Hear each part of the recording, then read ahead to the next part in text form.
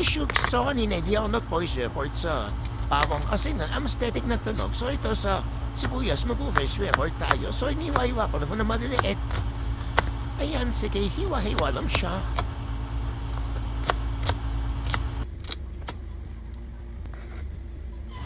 So ito na nga, isunod na natin yung kalamansi. Naku, kaway mga nails ko dyan. Sobrang turis ng kutsilyo. So ayan, dahan-dahan. O di pa kumulong pa yung isa. Talagang hirap na hirap maghiwa ng ng kalamansi din bago aking press of nails. So piga-pigain mo lang yan. Di ba?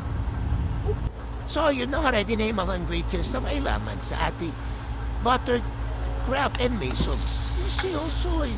So yung mirin lagay ng butter. Siyempre susunod natin yung babang. Siya naluloy na nakote. Tapos yung sibuyas na yan, che. O para sa na yung sibuyas, eh? Sibuyas na yan, che.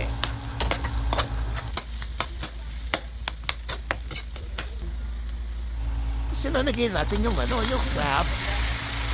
O siya, halo-halo ng che. Siyempre, tatakpan mo dyan. Diba? O, ataka yung nails ko. Sorry. Patas naman natin yung O, sige, tahong. Ano yan, che? Mga favorite natin yan. So, halo-halo na. Bigyan natin ng salt and pepper.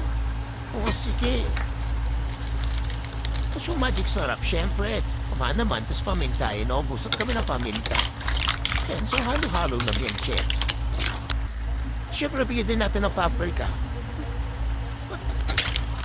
Halo-halo lang ulit. Siyempre, tatapan mo yan, che. Tingnan mo naman nails ko yan. O, diba, sumisilip pa. Siyempre, yung kalamansi para papatanggal na blansa. O, pabalance lang ng flavor yan, che. Sayang, tapos na yan, che. So, ready to serve na. Ayan na.